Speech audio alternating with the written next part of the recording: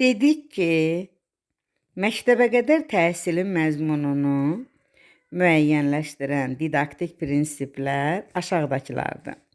Nəticə yönümlülük, uşaq yönümlülük, şəxsiyyət yönümlülük, inkişaf yönümlülük, tələb yönümlülük, varislik, inteqrativlik, Azərbaycançılıq və dünyəvilik.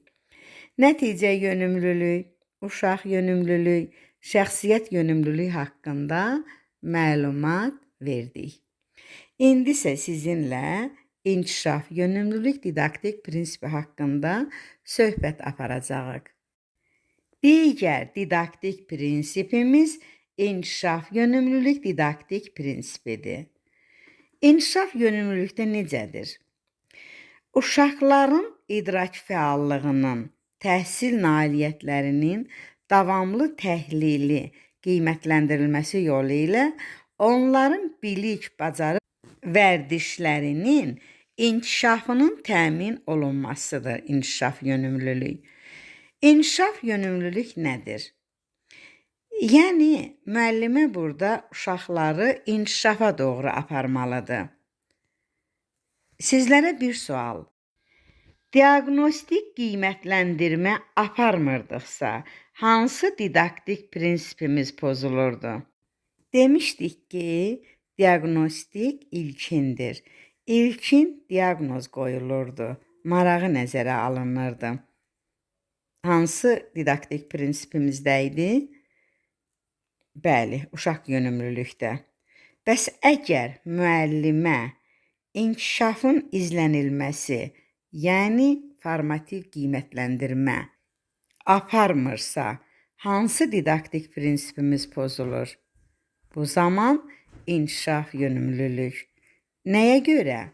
Baxın, deyir ki, onun idraki fəallığının, təhsil nailiyyətlərinin davamlı təhlili. Müəllimələr, inkişafın izlənməsi, yəni formativ dəyərləndirmə, burada onu diaqnostik olaraq aparmalıdır. Baxın, bunu davamlı şəkildə aparmalıdır. İnkişaf yönümlülükdə nə deyir? Diqqətli olun. Təhsil nailiyyətlərinin davamlı təhlili. Artıq formativ, yəni inkişafın izlənilməsi davamlı gündəlik aparılmır. Deməli, aparmasa hansı didaktik prinsipimiz pozular? Bəli, əlbəttə inkişaf yönümlülük. Nəyə görə? Diqqət edin. Deyir, bilik, bacarıq vərdişlərinin inkişafının təmin olunması. Mən qiymətləndirmə aparmasam, hardan biləcəm ki, uşaq hansı bilik və bacarıqlara yiyələnib? Mən onu necə inkişafa aparacam? Baxın, müəllimələr, inkişaf yönümlülük budur.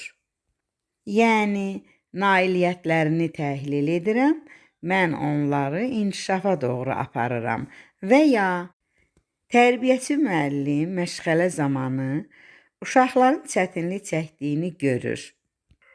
Hər hansı bir məşğələ mövzusunda. Bu zaman müəllimə planlaşdırmasına dəyişiklik etmir. Hansı didaktik prinsip pozulur? Əgər mən planlaşmama dəyişiklik etməsəm, onlar da o mövzunu yaxşı bilməyirsə, bəs onda necə inkişaf edəcəklər? Əlbəttə ki, inkişaf yönümlülük didaktik prinsipimiz pozulur. Yəni, inkişaf yönümlülükdə, baxın, deyir, onların bilik bacarığının inkişafının təmin olunur inkişafı. Artıq onları mən inkişafa doğru aparmalıyam. Mən qiymətləndirmə aparmadım.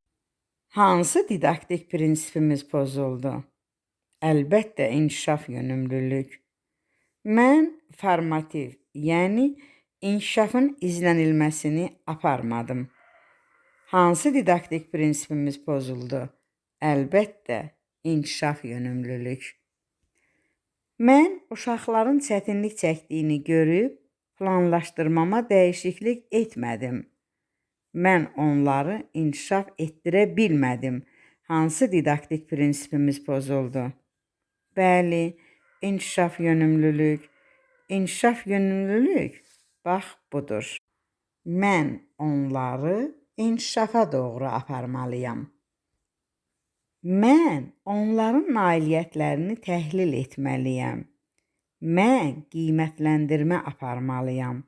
Planlaşdırmama dəyişiklik etməliyəm.